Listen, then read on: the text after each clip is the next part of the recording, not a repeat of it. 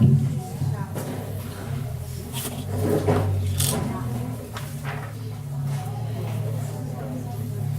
noite, amados. Um prazer estar aqui mais uma vez para juntos louvarmos e agradecermos o nome de nosso Senhor, o Salvador Jesus Cristo. Amém? Primeiro eu gostaria de agradecer a acolhida e a oportunidade que os irmãos têm nos dado durante todos esses dias. Segundo, também agradecer que todo mundo que veio comigo pudesse ficar de pé lá do Maranhão. Para quem não conhecer, agora conhece. Tá? Agradecer aí de público nosso amado irmão Edielson pela consideração e pela companhia. Foi ele que dirigiu o tempo todo, melhor que Ayrton Senna, nunca bateu nem na curva Tamburello, né? Agradecer o Edielson pela companhia, pela consideração, e também agradecer o Edielson pela graça que ele nos deu de partilhar da criação do Alisson, porque Alisson é o unigênito dele, mas é o meu caçula, né?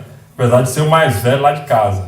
E ele tem sido nosso filho ao longo de muito tempo, e a Deus nos deu essa graça de juntos formarmos todos uma grande família. Eu quero agradecer isso de público, tá? A ele aqui também. Cadê a Rebeca? Ela foi passar ali, mas tá bom. Ó, Edielson, Alisson, Liang, Esther, Rebeca e eu que vos falo. Mais uma vez, podemos assentar, agradecer de coração a acolhida e a oportunidade de estarmos aqui juntos louvando e engrandecendo o nome de nosso Senhor, o Salvador, Jesus Cristo. Amém? Amém. Não sei se foi coincidência,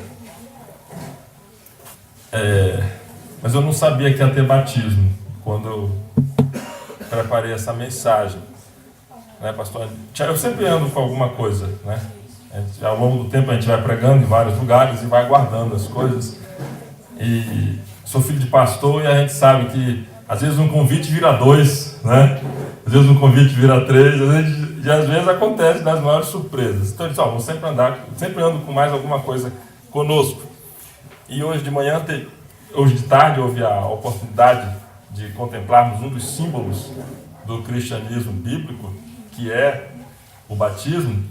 E por coincidência, essa noite nós vamos estar falando um pouquinho de um outro símbolo do cristianismo bíblico, que é a ceia do Senhor, que para aqueles que foram batizados agora se segue como comum no partilhar da igreja local. Então eu gostaria de convidar a amada igreja a abrirmos as escrituras em 1 Coríntios capítulo 11.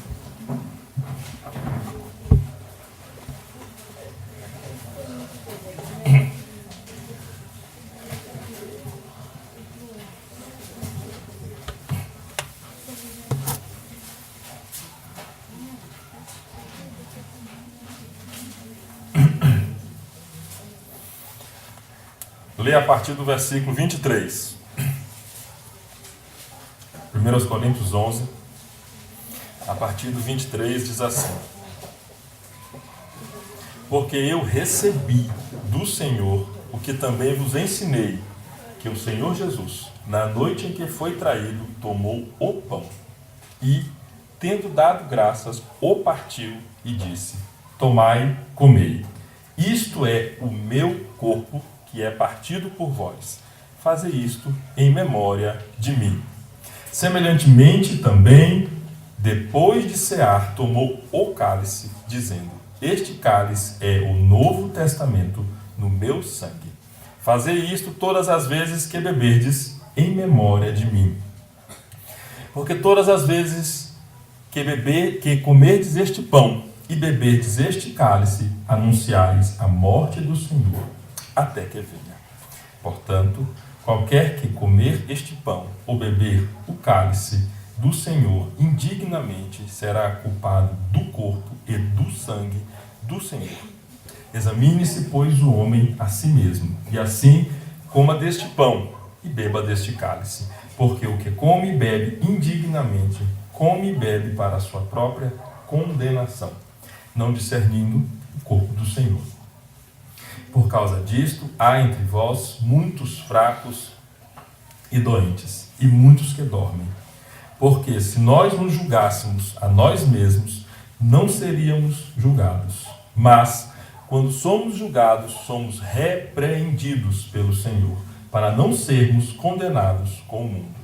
Portanto, meus irmãos, quando vos ajuntais para comer, esperai uns pelos outros. Amém? Amém.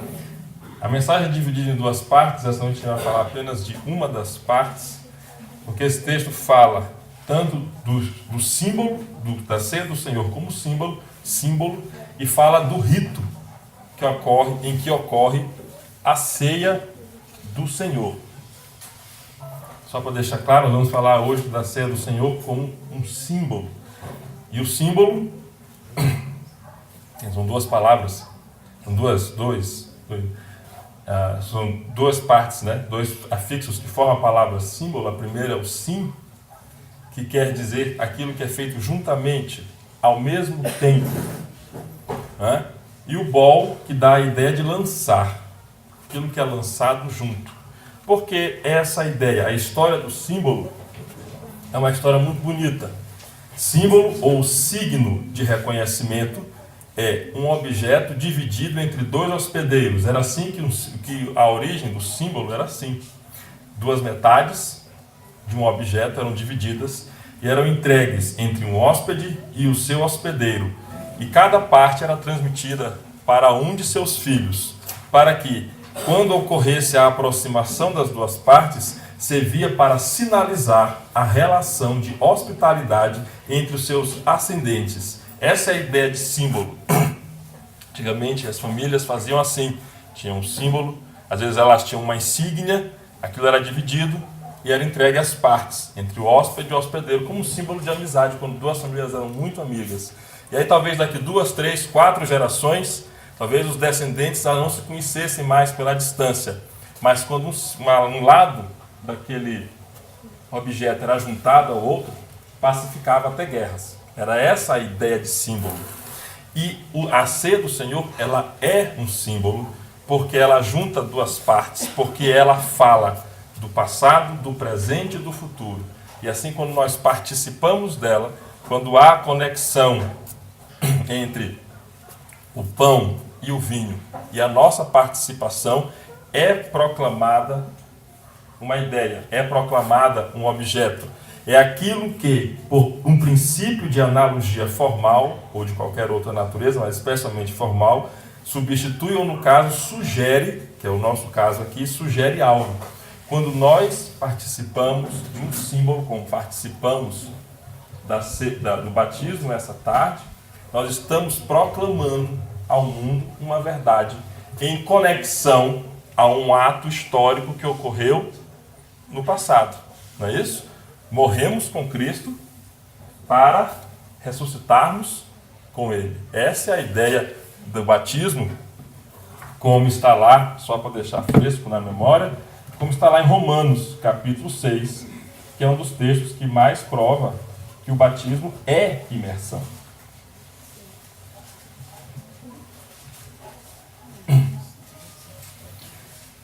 Que diremos, pois? Permaneceremos no pecado para que a graça abunde? De modo nenhum. Nós que estamos mortos para o pecado, como viveremos ainda nele? Ou não sabeis que todos quantos fomos batizados em Jesus Cristo, fomos batizados na sua morte, de sorte que fomos sepultados com ele pelo batismo na morte, para que, como Cristo foi ressuscitado dentre os mortos pela glória do Pai, assim andemos nós também em novidade de vida. Porque se fomos plantados juntamente com ele na semelhança da sua morte, também o seremos na semelhança da sua, também o seremos na da sua ressurreição. Sabendo isto, que o nosso homem velho foi com ele crucificado, para que o corpo do pecado seja desfeito, para que não sirvamos mais ao pecado. Hoje nós vamos falar sobre o símbolo. Porque o símbolo também tem o seu rito. Como é que ele realmente comunica aquela mensagem, ele comunica aquela graça àqueles que estão ao redor. Por isso que o batismo ele tem que ser imersão, porque ele sepulta. Nós morremos com Cristo quando afundamos. É isso que estamos dizendo para o mundo. E quando emergimos da água, nós estamos dizendo que também ressuscitamos com ele para vivermos em novidade de vida. E isso só ocorre com imersão. não existe outro meio de proclamarmos o símbolo do batismo, se não for com esse rito que foi feito aqui hoje à tarde. E a ceia do Senhor, ela também é um símbolo. E Paulo fala dela ali em Romanos capítulo 11. E a gente quer falar dela essa noite apenas sobre como ela é o símbolo. Versículo 23 diz assim: porque eu recebi do Senhor o que também vos ensinei, que o Senhor Jesus, na noite em que foi traído, tomou o pão, e tendo dado graça, o partiu e disse: tomai, comei. Semelhantemente também, depois de cear, tomou o cálice, dizendo: este cálice é o novo testamento. No versículo 23, eu gostaria que os amados assinalassem o verbo receber. Essa deve ser a nossa atitude, tanto para com Cristo, como para com a sua palavra. Esse verbo, ele aparece todas as vezes.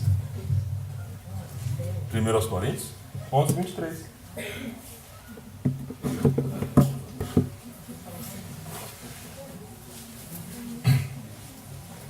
Essa deve ser a nossa atitude para com Cristo e para com a sua palavra.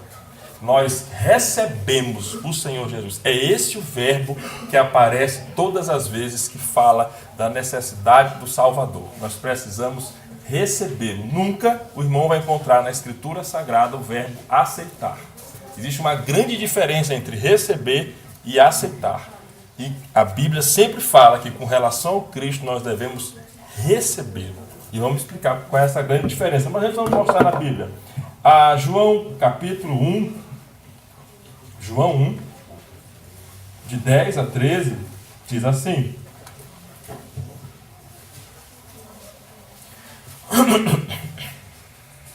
falando do Cristo: estava no mundo, e o mundo foi feito por ele, e o mundo não o conheceu. Veio para o que era seu, e os seus não o receberam.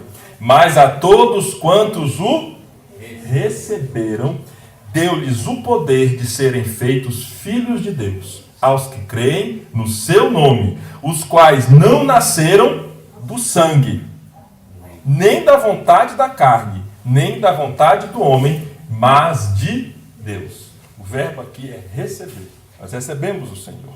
1 Coríntios capítulo 15, de 1 a 4, logo um pouco depois, também vai falar do Evangelho. Esse texto é um dos que anuncia o Evangelho de forma mais compacta, que ele diz o que é o Evangelho de Cristo. Se alguém quer entender de forma compacta e quiser explicar para alguém de forma compacta o que é o Evangelho de Cristo, 1 Coríntios capítulo 15. Se quiser de forma analítica, o Evangelho de João, todo. Se quiser de forma compacta, 1 Coríntios 15. Também vos notifico, irmãos, o Evangelho que já vos tem anunciado, o qual também recebestes, e no qual também permaneceis, pelo qual sois salvos, se os retiverdes, tal como vou-lo tenho anunciado, se não é que crestes em vão. Porque primeiramente vos entreguei o que também recebi, que Cristo morreu por nossos pecados, segundo as Escrituras, e que foi sepultado, e que ressuscitou ao terceiro dia, segundo as Escrituras. O verbo receber vai estar sempre associado ao Senhor Jesus. Se a gente for lá em Gálatas, capítulo 1, depois de 2 Coríntios, Gálatas 1, de 6 a 12. Maravilho-me de que tão depressa passasseis daquele que vos chamou à graça de Cristo para outro evangelho, o qual não é outro, mas há alguns que vos inquietam e querem transtornar o evangelho de Cristo. Mas, ainda que nós mesmos, ou um anjo do céu, vos anuncie outro evangelho, além do que já vos tenho anunciado, seja anátema. Assim como já vô-lo dissemos, agora de novo também vô-lo digo, se alguém vos anunciar outro evangelho, além do que já recebeste, seja anátema. Porque persuado eu agora a homens ou a Deus? Ou procura agradar a homens? Se estivesse ainda agradando aos homens, não seria servo de Cristo. Mas faço-vos saber, irmãos, que o evangelho que por mim foi anunciado não é segundo os homens, porque não o recebi, nem aprendi de homem algum, mas pela revelação de Jesus Cristo. Essa deve ser a nossa atitude para com relação a Cristo. Esse deve ser o nosso apelo aos homens, para que eles tenham essa atitude com relação ao Cristo, de receber o Senhor Jesus. Na origem, tanto receber quanto aceitar é comum. Dá a ideia de tomar, de agarrar, de pegar, de apanhar, de apossar-se, de apoderar-se, e de, com isso, se necessário, sofrer e padecer por isso. De entender que isso foi um ganho, de entender que isso deve nos cativar, de chamar para si. Essa é a ideia de receber lá na sua origem. Escolher, eleger, conter, encerrar, trazer consigo. Entender, ganhar, alcançar. Dessa forma, nós fomos alcançados pelo Cristo. É um verbo transitivo, onde de um lado está o Senhor e do outro está nós. E receber é dar a ideia de entrar na posse de retomar, de recuperar. Foi isso que Cristo fez por nós na cruz do Calvário. Ele nos readquiriu. Ele nos tomou de novo como posse dele. Porque nós éramos, por causa do pecado, condenados à morte. À morte. E a dívida nossa não era com o diabo. A dívida era com quem? Com Deus Pai. O diabo, ele é apenas o nosso acusador. Porque a Bíblia diz, a alma que pecar, essa morrerá. Então a gente paga a nossa dívida de morte com a nossa vida. E aí a nossa vida se acaba e colhemos a morte pela vida que levamos aqui. É isso que acontece. Agora, só é capaz de reverter essa situação se alguém que não tiver que dar a sua vida pelos seus pecados, desse a vida dele pelos meus pecados. Quem daqui pode dar a sua vida pelos meus pecados, sem ter que dar pelos seus? Levante a mão. É por isso que nenhum de nós pode salvar o outro. Mas Cristo nasceu, viveu e morreu sem pecado. E aí ele dá a vida dele em lugar da minha morte, para que eu viva por meio da morte dele. E isso é a ideia de entrar na posse de retomar, de recuperar, de reaver, de restabelecer. Isso está embutido na ideia de receber. O Senhor Jesus entrar na posse nos readquire para si. O grande golpe é que John Owen escreveu assim: a morte da morte na morte de Cristo. Porque o grande golpe que foi dado é que assim, uma pessoa é condenada à cadeira elétrica. Depois que ela morre, o que aconteceu com a condenação dela? Foi quitado, não foi pago? Foi pago, pagou. Por exemplo, vou citar aqui um caso esdrúxulo, mas ocorreu na política. Collor ficou 8 anos, os alagoanos sabem disso muito bem. Errar é humano e insistir no erro é alagoano. Porque torna a votar em Collor toda vez que eles se candidatam. Mas Collor ficou 8 anos inelegido? Depois daqueles 8 anos, eles continuam inelegido? Não, porque ele pagou pelo que ele fez. Não foi isso? Está pago, está quitado. No caso da condenação da morte, que é a nossa, quando a morte ocorre, a dívida foi paga. O golpe é que Cristo, depois de ter pago a dívida, o que acontece? Ele ressuscita depois. E ali ele não tem mais nada a pagar a ninguém. E aí ele vai usufruir daquilo que é dele. E quem é dele? Nós. Porque ele nos reaveu, pagando a dívida pelos nossos pecados. E o verbo que melhor expressa isso é receber. Acolher, geralmente em casa. É essa que é a ideia de receber. Devemos acolher. Muito obrigado, meu Deus. A ideia de receber é a ideia de dar as boas-vindas. Essa é a ideia de receber. Diferentemente do verbo aceitar. O verbo receber é como se alguém me desse um carro. Se eu rejeitasse o carro, o que os irmãos iriam pensar de mim? Que eu sou um louco. Como é que eu ganho um carro e não quero carro? Essa é a ideia que se dá. O receber dá essa ideia de que da nossa parte não pode haver outra atitude a não ser dar as boas-vindas.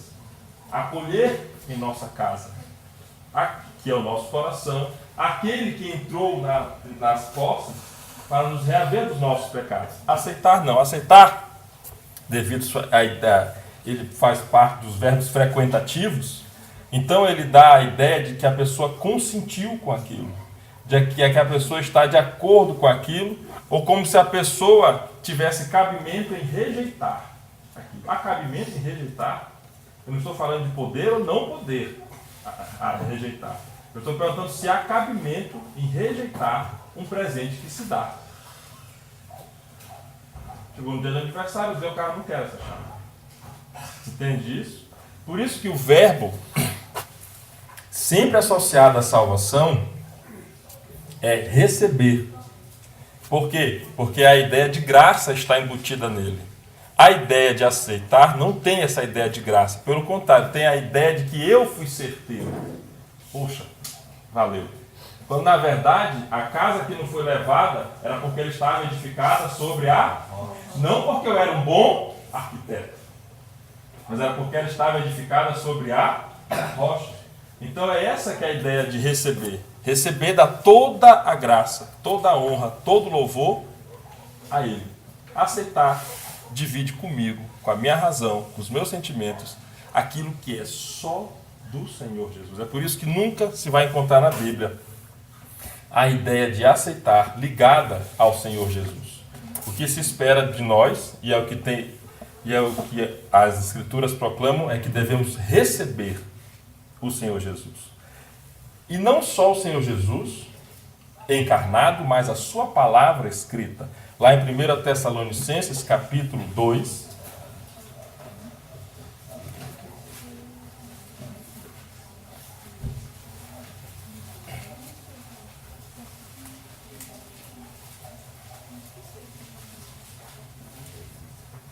diz assim a partir do versículo 4. 1 Tessalonicenses 2, 4. Mas, como fomos aprovados de Deus para que o Evangelho nos fosse confiado, assim falamos. Não como para agradar aos homens, mas a Deus, que prova os nossos corações. Porque, como bem sabeis, nunca usamos de palavras lisonjeiras, nem houve um pretexto de avareza. Deus é testemunha. E não buscamos glória dos homens, nem de vós, nem de outros, ainda que podíamos, como apóstolos de Cristo, sermos pesados. Antes fomos brandos entre vós, como a ama que cria seus filhos.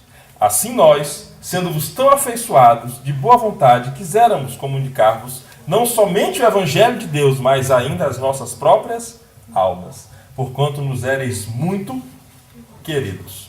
Porque bem vos lembrais, irmãos, do nosso trabalho e fadiga, pois trabalhando noite e dia, para não sermos pesados a nenhum de vós, vos pregamos o Evangelho de Deus. Vós e Deus sois testemunhas de quão santa e justa e irrepreensivelmente nos ouvemos para convosco, os que crestes. Assim como bem sabeis de que modo vos exortávamos e consolávamos e testemunhávamos a cada um de vós, como o Pai a seus filhos, para que vos conduzisseis dignamente para com Deus, que vos chama para o seu reino e glória.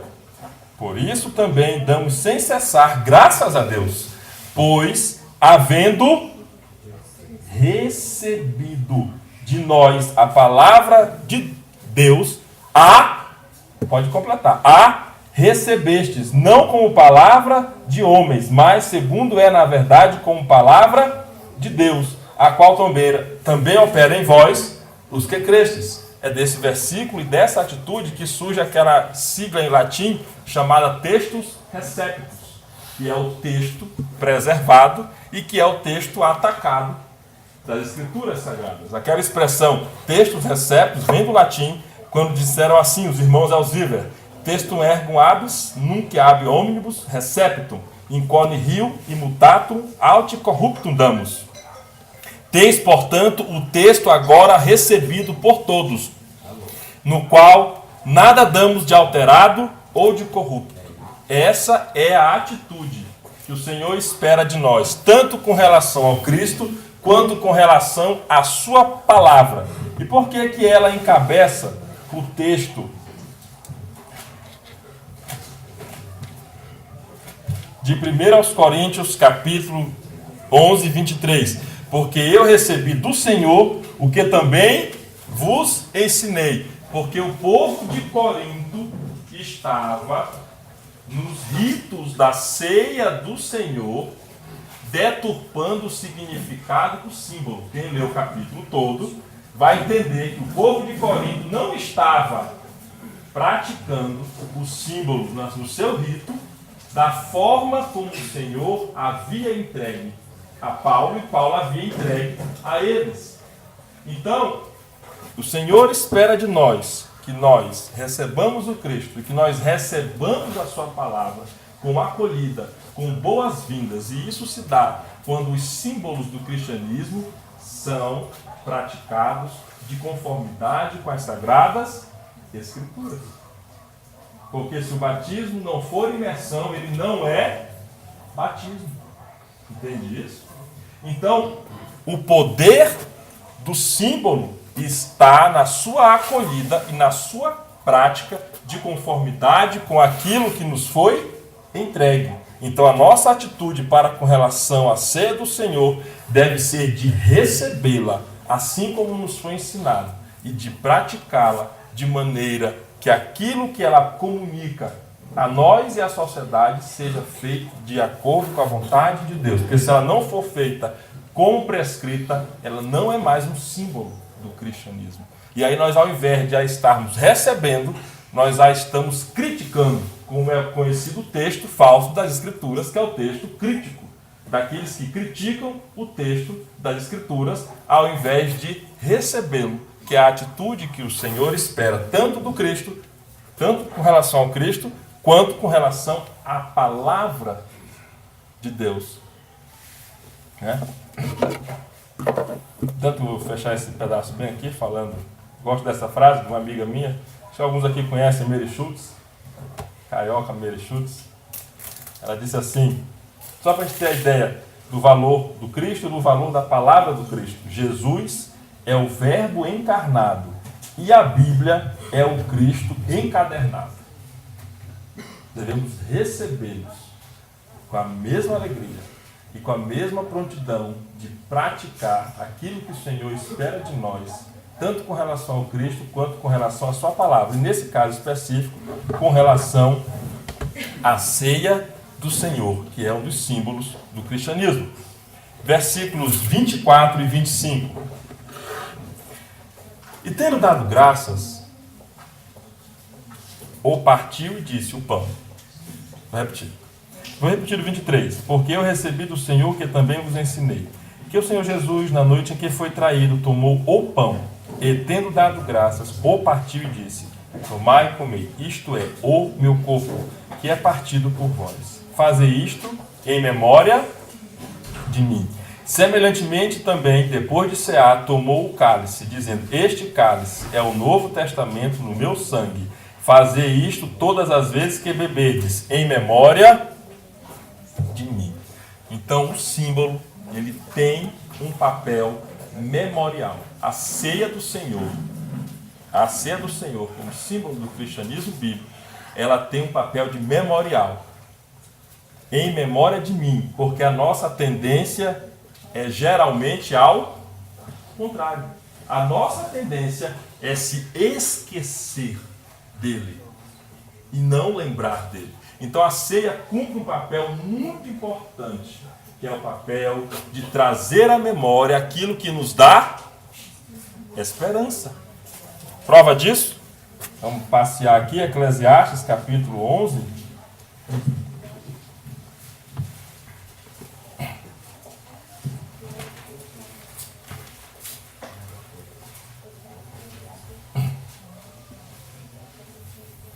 Eclesiastes, a partir do 11, a partir do versículo 9, diz assim: Alegra-te, jovem, no dia da tua mocidade, e recreie-se o teu coração nos dias da tua mocidade. E anda pelos caminhos do teu coração, e pela vista dos teus olhos. Vai dando corda. Salomão vai dando corda. Né? Eita, chega agora. O coração bate forte. Eita, alegra-te, recreia-te, anda pelo caminho do teu coração e pela vista dos teus olhos. Só alegria, né? Porém, que por todas estas coisas te trará Deus a juízo. Então, cuidado. Qual é o segredo, então, para a gente se alegrar, recrear, andar nos caminhos do nosso coração, à vista de nossos olhos, tendo em mente que traremos isso ao Senhor, mas tendo paz no coração? Afasta, pois, a ira do teu coração e remove da tua carne o mal, porque a adolescência e a juventude são vaidades. Essa é a primeira coisa que tem que fazer. A segunda é quando vira a página. Pode virar a página, capítulo 12. Lembra-te também do teu Criador nos dias da tua mocidade, antes que venham os maus dias e cheguem os anos dos quais venha dizer, não tenho neles contentamento. Antes que se escureçam o sol e a luz e a lua e as estrelas e tornem a vir as nuvens depois da chuva, no dia em que tremerem os guardas da casa e se encurvarem os homens fortes, e cessarem os moedores por já serem poucos, e se escurecerem os que olham pelas janelas, e as portas da rua se fecharem por causa do baixo ruído da moedura, e se levantar a voz das aves, e todas as filhas da música se abaterem. Lembra-te do teu Criador nos dias da tua mocidade, porque a nossa tendência é esquecer. Uma prova disso, o Mar Vermelho se abriu. Quem for pesquisar vai ver que o Monte Sinai ficava onde? Na Arábia e não no Egito. Está escrito lá em Gálatas. E aí quem for ver na internet vai ver a travessia do Mar Vermelho. Eram quantos metros? Eu não lembro mais de comprimento, mas eu sei a profundidade. Era o lugar mais raso que foi aberto o mar para poder o povo atravessar. O lugar mais raso daquele lugar ali, do Mar Vermelho, tinha 90 metros de profundidade. O Cristo Redentor tem 94 metros de altura. Era o Cristo Redentor todinho, lá embaixo. Então abriu-se uma parede de 90 metros de água por um lado, 90 metros de água por outro, e o povo atravessou, e aquilo levou horas. Aquilo não foi uma travessia, como a gente pensa que foi 5 minutos, aquilo levou horas o povo atravessando. Tinham 600 mil homens de pé, 3 milhões de pessoas. Foram horas atravessando. Horas o mar aberto. Foram quase 24 horas. Atravessou. Depois quem entrou? Os egípcios. E aí Moisés tira o seu cajado e acontece? O mar se fecha. Rapaz, eu não sei se deu uma semana, o que aconteceu lá na hora? Faltou o quê? Se foram as águas de Meribá, foi? O que eles disseram? Depois que eles viram 90 metros de parede de água, 90 metros de parede de água do outro lado e o chão seco. Eu gosto às vezes de ver um desenhozinho de Moisés, porque quando eles estão andando no desenho, vem uma baleia, bem aqui assim, ó, na água. Olha eles olham a baleia e ela volta.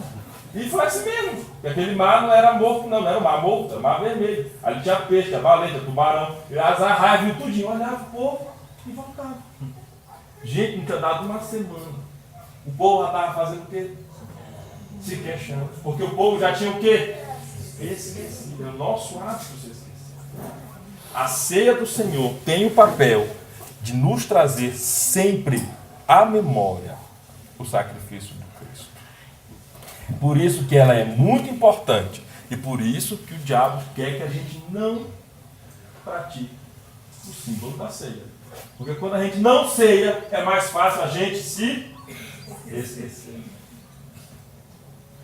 Por isso que é sempre importante, porque ela trabalha a nossa memória. O que se lembra, o que se faz lembrar. A mesma palavra que faz memória, faz memorizar, lembrar, relembrar e celebrar. Memória, memorizar e celebrar fazem parte do mesmo conjunto das palavras. Então ela ajuda a nossa memória, porque a gente sabe que para não pecar contra Deus, o que a gente tem que fazer? Esconder a sua palavra no meu, para eu não pecar contra ti. Memória, é isso que trabalha. Obra, relato concernente a fatos ou a indivíduos memoráveis. A faculdade de conservar e lembrar dos estados de consciência passados, de tudo que esteja associado a ele. Lembrar-se de alguém, daquilo que alguém deixou de si, quando ele agora está ausente. Não foi isso? O Senhor agora está ausente. Ele nos manda quem conosco? O seu Consolador. A ceia é para nos lembrar que, apesar dele não estar fisicamente conosco, o que ele fez na cruz do Calvário tem valor eterno. Esse é o papel da ceia. Não deixar que nós nos esqueçamos do Cristo e da travessia que ele fez por nós. Porque ele nos fez atravessar o Mar Vermelho. Ele nos fez chegar do outro lado. Essa é a ideia de memória.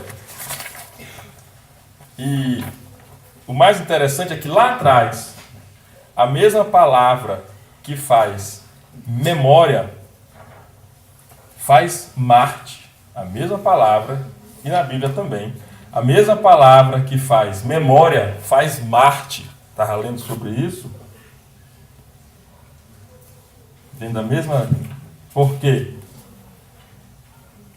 A palavra Marte vem de martir, que vem de martírios, que também significa testemunho e memória, porque traz a ideia de que um mártir seguia dando testemunho de sua fé, até mesmo quando o seu corpo era torturado. E quem teve o corpo mais torturado que o corpo do Senhor Jesus? Ninguém teve o corpo mais torturado que o Senhor Jesus. Então ele deve estar na nossa memória, porque a mesma palavra que faz memória faz mártir. E quem é o mártir de nossa fé? O Senhor Jesus.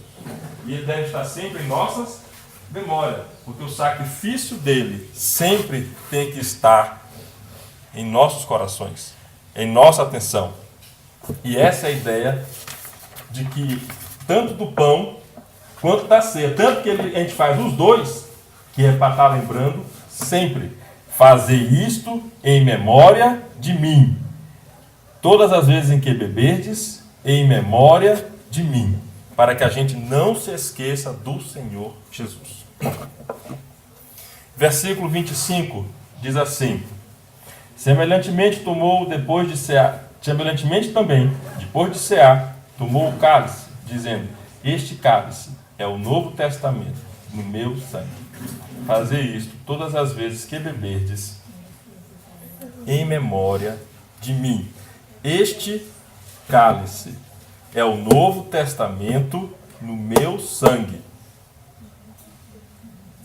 Por quê? Porque a vida da carne está no sangue. A vida da carne está no sangue. Isso é ciência. Quando o sangue se esvai, vai tudo embora o quê? Quando o sangue da gente, o hemofílico, não pode se cortar, porque se ele se cortar e o sangue for embora, nós temos 6 litros de sangue na gente. Quando for embora, o último litro de sangue foi embora, o que junto com ele? A vida. Não é assim? Quem tem hemorragia interna, se corre, né? Assim, um dos maiores perigos, os maiores problemas, os maiores medos, quando está em cirurgia, ou quando a pessoa é cortada, é que ocorra dentro dela o quê? Hemorragia. Porque se o sangue for embora, vai com ele a vida. A vida da carne está no sangue. E isso é válido para os judeus. Levíticos 17. Isso se repete constantemente. Levíticos 17.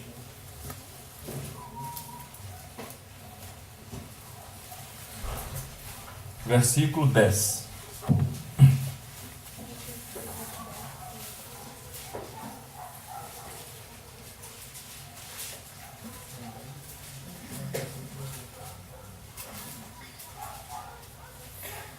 E qualquer homem da casa de Israel, ou dos estrangeiros que peregrinam entre eles, que comer algum sangue, contra aquela alma porei a minha face, e a extirparei do seu povo, porque a vida da carne está no sangue. Pelo que vou-lo tenho dado sobre o altar, para fazer expiação pelas vossas almas, porquanto é o sangue que fará expiação pela alma. Portanto, tenho dito aos filhos de Israel: nenhum dentre vós comerá sangue, nem o estrangeiro que peregrine entre vós comerá sangue. Continua até o 14. Também qualquer homem dos filhos de Israel ou dos estrangeiros que peregrinam entre eles, que caçar animal ou ave que se come, derramará o seu sangue e o cobrirá com pó, porquanto a vida da carne, a vida de toda a carne é o seu sangue. Por isso tenho dito aos filhos de Israel: não comereis o sangue de nenhuma carne, porque a vida de toda a carne é o seu sangue. Qualquer que o comer será extirpado. Isso aqui se repete, mas, se eu não me engano, mais 6 ou 7 vezes. Porque a vida da carne é o seu sangue. E esse é o grande. Se quem for pesquisar, é o sangue que faz crescer unha, é o sangue que faz crescer cabelo, é o sangue que faz cicatrização, é o sangue que faz a regeneração. Sem sangue não há vida. Essa é a ideia. Então o sangue, no Velho Testamento, para o judeu, ele é um símbolo. Ele se guarda, não se come nada com sangue. Contudo, a vida da carne está no seu sangue também para os gentios. Atos, capítulo 15.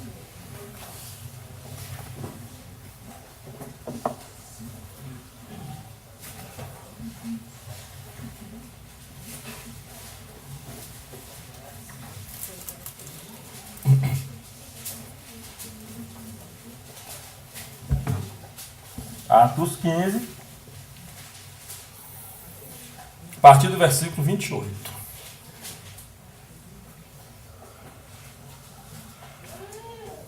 Foi aquele problema que teve quando houve conversão em Antioquia, e os judeus, os crentes judeus de Jerusalém queriam que os crentes gentios de Antioquia seguissem a lei de Moisés, como eles seguiam sendo judeus. E o que foi que aconteceu para resolver essa querela? Foi assim: na verdade, pareceu bem ao Espírito Santo e a nós não vos impor mais encargo algum, senão estas coisas necessárias. 4 coisas necessárias. Que vos abstenhais do quê? Das coisas sacrificadas aos ídolos. E que vos abstenhais do sangue.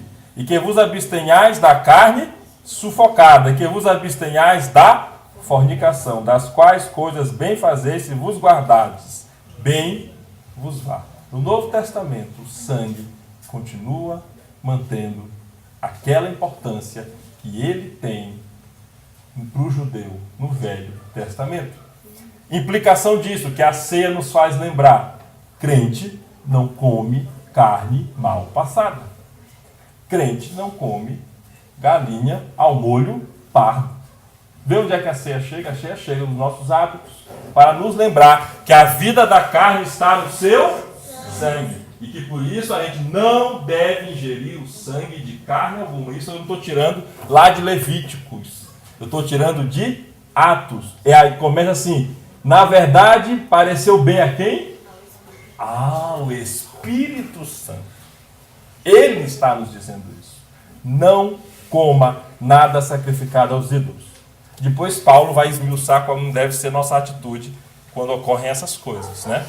Se nos der alguma coisa para comer, o que a gente deve fazer? Não devemos perguntar a sua procedência. Agora, se a pessoa disser: eita, esse bombonzinho aqui De quem?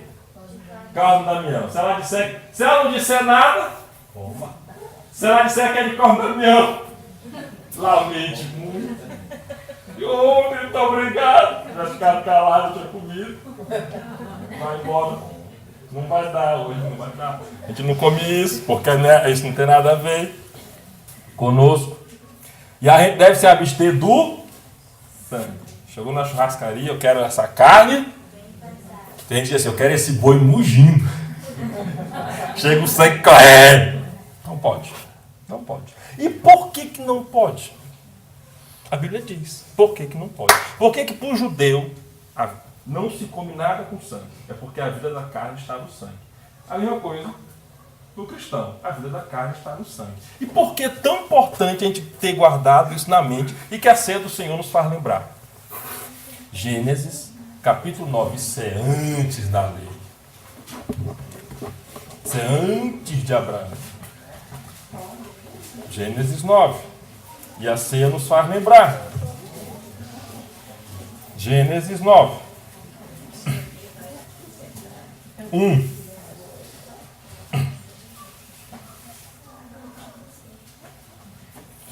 E abençoou Deus a Noé e a seus filhos, e disse-lhes: frutificai, multiplicai-vos e enchei a terra. Logo depois que a arca atracou, que a porta se abriu. E o temor de vós e o pavor de vós virão sobre todo o animal da terra e sobre toda a ave dos céus. Tudo que se move sobre a terra e todos os peixes do mar, nas vossas mãos são entregues. Tudo quanto se move, que é vivente, será para vosso mantimento. Tudo vos tenho dado como a erva verde que eu tinha dado lá para Adão. A carne, porém, com a sua vida, isto é, com o seu sangue, não comereis. Certamente requererei o vosso sangue, o sangue das vossas vidas, da mão de todo animal o requererei, como também da mão do homem, e da mão do irmão de cada um requererei a vida do homem.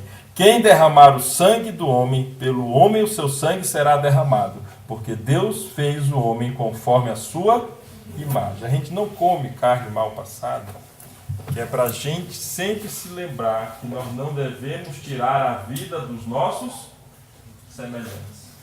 Então a ceia nos faz lembrar que devemos ser homens da paz, homens de paz, porque nós não ingerimos o sangue, para lembrar que a vida da carne está no seu sangue, tanto para o judeu quanto para o gentio, porque é um ato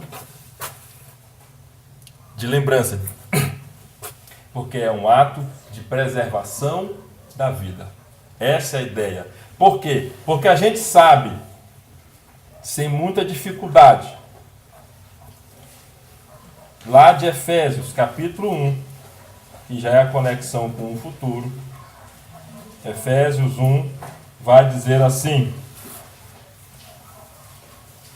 tudo tem a ver com sangue, para trás, para agora, para frente. A Bíblia diz que até o Velho Testamento teve sangue para ele poder ser válido. O que Moisés fez com relação ao povo? Aspergiu o povo com sangue, porque não há sem derramamento de sangue, que nós vamos ler agora.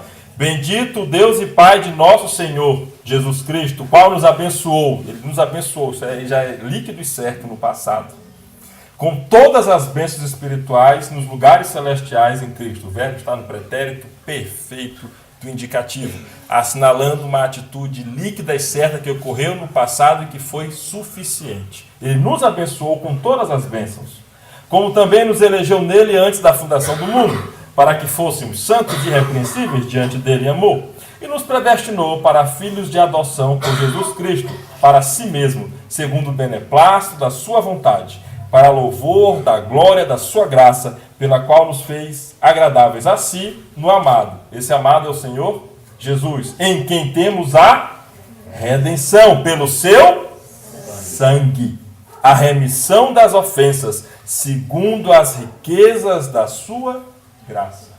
E esse é o maior dos sangues. Devemos nos lembrar lá de Gênesis. Não comemos coisas com sangue, porque não devemos tirar a vida de nossos semelhantes. Não devemos comer sangue, Lá para o judeu, porque a vida da carne está no sangue.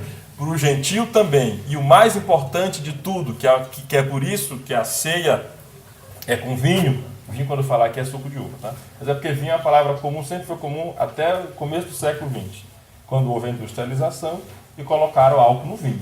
Porque vinho sempre foi o fruto da vide.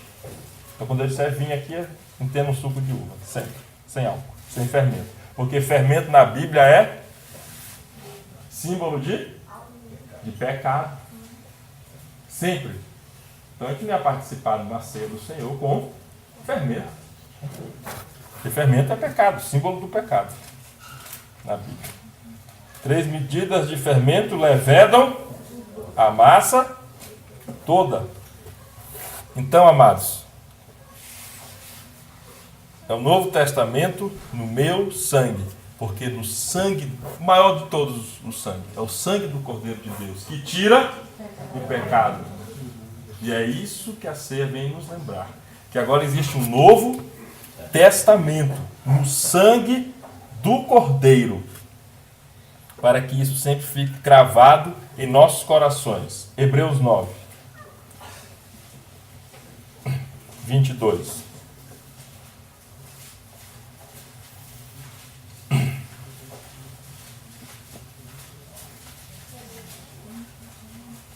E quase todas as coisas, segundo a lei, se purificam com sangue. E sem derramamento de sangue não há remissão. De sorte que era bem necessário que as figuras das coisas que estão no céu assim se purificassem. Mas as próprias coisas celestiais com sacrifícios melhores do que estes. Porque Cristo não entrou num santuário feito por mãos, figura do verdadeiro, porém no mesmo céu, para agora comparecer por nós perante a face de Deus. Sem derramamento de sangue não há remissão de pecados. E é por isso que agora existe um novo testamento. E pulando no versículo 26, que é para encerrar, diz assim: porque todas as vezes que comerdes este pão e beberdes este cálice, anunciais a morte do Senhor, até que ele venha. Então a ceia. Diz que o inimigo não quer que a gente ceie. Por isso que ele quer cada vez mais, a gente vai falar no rito, mas no rito a gente não vai falar. Ele quer que a gente ceie cada vez mais distante uma ceia da outra. Porque ele quer que a gente se esqueça, que a gente não lembre. E que mais do que isso, que a gente não lembre do que ocorreu na cruz e do que virá por vir, sendo redundante. Porque a ceia é um símbolo do passado, mas também é um símbolo do futuro. A ceia é um símbolo da esperança. Ela é um símbolo também para o futuro, porque ela aponta da cruz para o reino. E ela nos faz lembrar que existe a cruz e que existe o reino. E que as coisas começam na cruz, mas não terminam lá. Elas terminam no reino. Elas nos lembram que nós somos forasteiros e peregrinos. É isso que a ceia faz lembrar. Porque ela nos faz da cruz para frente. Da salvação, pela santificação, até a nossa glorificação. É essa a ideia que a ceia nos traz. E nos faz caminhar. Quem pegar o livro do Peregrino, não trouxe hoje, sempre gosto de fazer isso, né? Quem já leu o Peregrino de Bunyan? Já leram? Em que página mais ou menos que está a salvação, a conversão? Porque no Brasil é assim. Como é que é? Tem essa frase? Alguém me falou? Como isso não é que diz? Salvação já tenho, galardão não quero. Vou armar a rede e me embalar até a chegada. E no Brasil, por causa dessa mentalidade católico-romana, às vezes o crente quer só que seus parentes se salvem. Eu quero só que eles se salvem. Nem que seja do último, assim ó, do último segundo. Sim, bom, leve em pó. Isso tem privado as igrejas de bons crentes. Porque a gente não tem visto a continuidade da coisa. Quem pegar o livro de Bunyan e abrir certinho e marcar a página que é da conversão, lá na página, assim, no livro de mais ou menos 200, quase 200 e poucas páginas, 750, conversão é lá na 70. Ainda tem 180 páginas de livro para frente. Porque a salvação não é um fim, é um começo. Para andarmos em novidade, que é o que a gente anuncia onde? O batismo. O batismo é um fim, sim. O batismo é um anúncio, e a ceia é outro. A ceia, assim como o batismo, anuncia que é agora que a vida começa. Pegou? Por isso que o inimigo não quer ceia. Porque se ele já não consegue mais levar a gente para o inferno, porque a salvação não é nossa, é de quem? A perseverança é de quem? É do Salvador. Então ele quer que a gente seja dos piores. O mais lambento. O mais fétido. Para ser crente como fulano é melhor ficar por aqui mesmo. É assim que ele quer. Que a gente seja um dos piores. E uma das maneiras que ele faz, que a gente seja dos piores, é fazer com que a ceia seja cada vez mais esparçada. Porque vai saindo da onde? Da memória da gente. O que vai saindo da memória da gente? O que foi feito na cruz e para onde ela aponta. Para a sua morte até que ele venha. Porque ele não só morreu, ele morreu, mas ressuscitou. E isso faz a diferença entre a nossa religião e todas as religiões desse mundo. O nosso cristianismo e todas as religiões desse mundo. Se você for na China, então, se você for lá, acho que é na Arábia, quem está enterrado lá? Maomé. Pode ir lá. Deus faz peregrinação à Meca para olhar quem? O cadáver de Maomé. Está lá, mortinho da Silva, sem cemitério. Não é assim? É assim. Se você for, não sei se eu anotei isso aqui, eu gosto sempre quando eu falo essa parte, eu gosto de lembrar disso. Se você for na China, está Confúcio. Uma das maiores religiões do mundo é o confucionismo. Mas o cadáver dele está onde? Sem se mexer. O bicho já comeu. Tá chiquinho. Se você for na Índia, está o Buda, Siddhartha, Gautama, está lá. Se você for na Inglaterra, se eu não estou enganado, onde está Allan, ou é na França? Allan Kardec está onde? Está enterrado, pode ir lá. Ter certeza. Se escavar, acho o que sobrou. Que o bicho não comeu, está lá. Se você for em Roma, todos os papas estão onde? Apesar deles dizerem que são vigários de Cristo, sabe o que é vicário, né? Vigário vem de vicários dele. O que substitui Deus. Aí meu Deus, era isso que para a gente não cair no conto do vigário. Porque o hábito do vigário dele lá é de trapacear. Mas o vigário, você diz, o vigário, você nem sabe o vigário não, só tem um.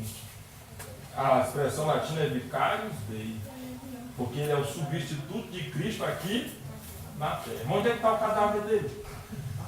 O desses dois que estão vivos estão só esperando o bicho para comer. Pode ter certeza, daqui para cá que eu morrer. Contudo, a Bíblia diz que antes da primeira visita no cemitério do cadáver do Cristo, ninguém teve essa chance, antes da primeira visita, já se anunciava aos quatro cantos o quê? Ele não? Por quê? Ele não está aqui. Por quê? Porque ressuscitou. Amém? Amém. Só o nosso cristianismo é assim. Nenhuma outra religião prega a ressurreição. Por isso que todas as outras pregam reencarnação. Porque é o Miguel. Vai dizer que foi e que volta. Quem viu, quem vê. Não topa não. Não topa. Que é zebra. Tudo o resto prega a reencarnação. Só a nossa prega ressurreição. Um motivo muito simples. Porque o sepulcro do fundador da nossa religião, ele está o quê? Vazio. Não teve chance nem para bicho nenhum. Pega aí. Agora o do resto, irmão, está tudo comigo. Pode jogar para fora. Nenhum deles tem esperança, porque nenhum deles a gente sabe se venceu ou não venceu, se voltou ou se não voltou. Ele não tem DNA de espírito, só tem DNA de corpo. Quer dizer que fulano é reencarnação de ciclano? E a ceia do Senhor nos faz lembrar exatamente isso, da ressurreição dele. Porque ele morreu, mas ele ressuscitou e ele virá pela segunda. Então, é uma ideia de esperança. Por isso que o diabo quer que não tenha ceia. E como é que o diabo faz para nos tornar piores? É quanto mais longe uma ceia da outra, mais longe. Não, faz uma vez por ano, faz duas. Duas é muito. Entende isso? Quanto mais longe uma ceia da outra, mais o diabo está ganhando. A Bíblia diz qual é a frequência da ceia. Mas não vou entrar no mérito desta noite. Porque faz parte do rito. Tá? Esperança.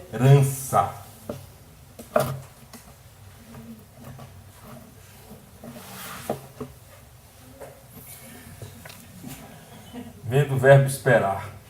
Mas não é qualquer espera. Contar com isso. Ter isso em conta. Confiar nisso. Essa é a ideia. Porque vem de espec, que é olhar, mas não é qualquer olhar. É olhar com atenção. A ceia nos faz olhar com atenção, contemplar, observar aquilo que Cristo fez e aquilo que Ele ainda fará. E o nome disso é esperança. Essa é a ideia de esperança. É olhar para trás e depois olhando para cá, entendendo o que foi feito para frente. Essa é a ideia de esperança. Sentimento de quem vê como possível a realização daquilo que deseja. Confiança em coisa boa. Isso é esperança. E o diabo tira a nossa esperança trabalhando contra a ceia do Senhor. Essa é a estratégia dele. Tito, capítulo 2.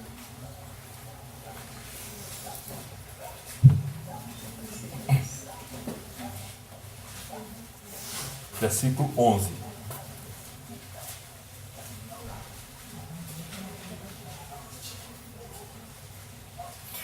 Porque a graça salvadora de Deus se há manifestado a todos os homens, ensinando-nos que, renunciando à impiedade e às concupiscências mundanas, vivamos neste presente século sóbria e justa e piamente, aguardando a bem-aventurada esperança e o aparecimento da glória do grande Deus e nosso Salvador, Jesus Cristo, o qual, olha só, de trás para frente, o qual se deu a si mesmo por nós, para nos remir de toda iniquidade e purificar para si um povo seu especial, como diz o carioca, especial, zeloso de boas. É isso que a ceia prega, é isso que é a esperança, e é isso que o diabo quer roubar de nossas igrejas, para poder roubar também dos nossos corações. João capítulo 14, que é o texto para arrebatamento, é o mais importante texto para arrebatamento, irmão Eliseu. É João 14, porque é lá a primeira vez que é dito sobre a esperança dos crentes das igrejas. É a primeira vez. Por isso que mexeram nele. Que é para botar dúvida. Não foi assim que Deus disse? Não foi assim que a serpente disse? Não foi assim que Deus disse? Acho que foi, olha. Não tinha escondido a palavra de Deus aonde? No coração dele. Se ela tivesse decorado aquelas palavrinhas certinho. Uma vez o pastor Guilherme pregou na igreja do meu pai. O pastor Guilherme foi o presidente da Sociedade Bíblica Trinitariana. Ele pregou em Gênesis, capítulo 2, falando de preservação. E ele contou quantas palavrinhas tinha em Gênesis, assim que ele fez, para ver onde foi que Eva errou. Diz assim: e ordenou o Senhor Jeová Deus ao homem, dizendo: de toda a árvore do jardim comerás livremente, mas da árvore do conhecimento do bem e do mal, dela não comerás, porque no dia em que dela comes, certamente. E aí ele saiu contando quantas palavras tinha. Eu fui ver na Bíblia dele: 1, 2, 3. Se Eva tivesse contado e guardado, não tinha esquecido, porque o diabo fez o trocadilho. Mas sim, voltando a João, a nossa esperança. Não se turbe o vosso. Se credes em Deus, crede também em mim. Na casa de meu pai há muitas moradas. E se não fosse assim, eu vou-lhe teria dito. Aqui eu não estou para enganar ninguém, assim é o que Cristo está dizendo. Ele afirma: vou preparar-vos lugar. E quando eu for e vos preparar lugar, virei outra vez e vos levarei para mim mesmo, para que onde eu estiver, estejais vós. Amém? Essa é a certeza que a ceia anuncia. Por isso que o inimigo não quer que a gente faça, que a gente pratique ela com grande regularidade. Deixa eu ver se tem só mais um texto aqui. Minha mulher me dando sinal ali. Espera aí, mamãe. Mateus 26, eu vou ser morto, né? 26, 29. Ah, tá aqui. Mateus 26, 29, aí acaba.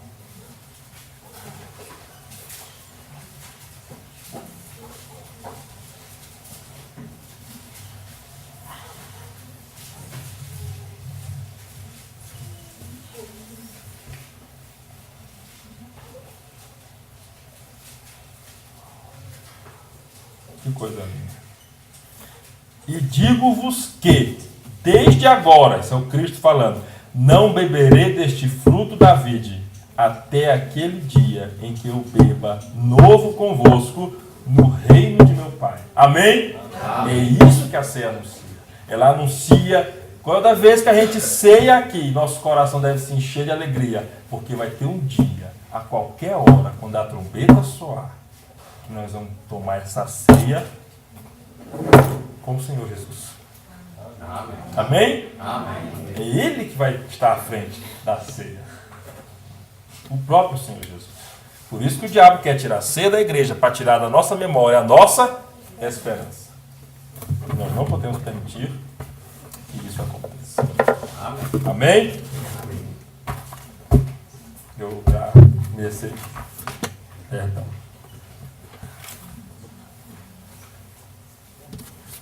Vou só orar para passar. Senhor Deus, estamos em Tua presença para rogar a Tua misericórdia sobre nós, para que o símbolo da ceia do Senhor se faça constante nas nossas práticas, para que ninguém roube de nossa memória a nossa esperança, aquilo que nos traz a esperança de participarmos daquela ceia do Senhor no Seu reino. Em nome do Cordeiro. Amém. Amém.